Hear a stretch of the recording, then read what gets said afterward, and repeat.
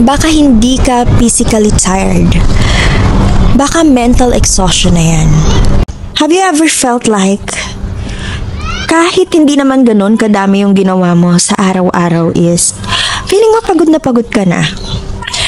Konting pag-iisip lang, feeling mo parang nasakluban ka na ng mundo. Yung parang wala ka ng pag-asa.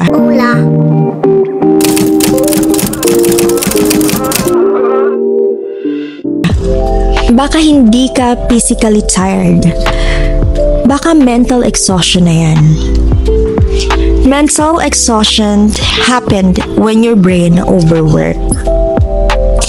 Sa dami ng iniisip natin, work, life, personal struggle, finances, hindi na nakakapagpahinga yung utak natin. And the worst part is, hindi nila nakikita yun. Kala nila okay pa tayo. Iniisip nila minsan baka wala ka lang gana, wala ka sa mood, tinatamad ka, or OA ka lang talaga. Kaya minsan pakiramdam mo parang gusto mo na lang humilata. Gusto mong manood na lang ng mga walang kwentang videos, mag-browse-browse sa social media.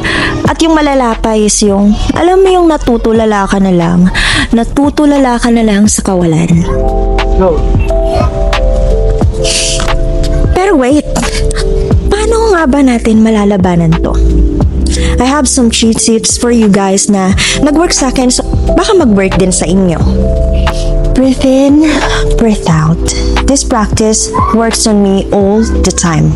Man, every time na I feel kind of stressed dealing with some toxic customer, talaga namang ginagawa ko to. After that customer, talagang nagtitake time ako ng 1 to 2 minutes para mag-breathing practice. Dahil ayokong madala dun sa next customer ko yung mga bad energies na nakuha ko or nasagap ko from that toxic customer. Tip number 2. Rest from overthinking. I know it's really hard kasi minsan ako 1 oras mahigit na akong nakapikit pero yung utak ko kung ano-ano pa rin yung tumatakbo. O sa mga problema, sa mga bagay-bagay na in the first place, I'm not in control. So may 2 advice ako dyan. Ito, ginagawa ko talaga to and it really works. First, humanap ka ng isang tao na mapagkakatiwalaan mo or at least someone na handang makinig without judgment. Someone na makikinig sa'yo at hindi ikakalat sa ibang group chat niya yung pagkabaliw mo. If that doesn't work for you, then bumili ka ng ballpen. Bumili ka ng ballpen at notebook at i-journal mo lahat ng mga nasa isip mo. Because all we need to do is to release.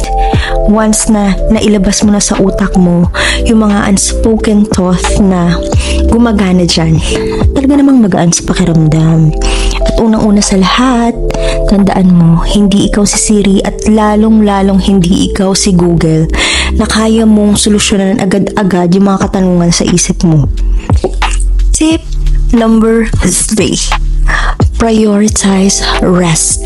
At ito yung bagay na hindi na dapat natin pang pagtalunan dahil napaka-importante na ito. Huwag kang feeling call center agent na nasa graveyard shift. At least maglaan ka ng 8 hours sleep a day dahil hindi lang yan makakatulong sa'yo mentally, but emotionally and physically, and it always work. Ikaw, when was the last time na huli kang nagpahinga? Not physically, but mentally. Comment down below and let's talk. Hanggang sa susunod na kwentuhan, take care of your mind as much as you take care of your body. And that's it for today's video, everyone. Sana may natutunan kayo.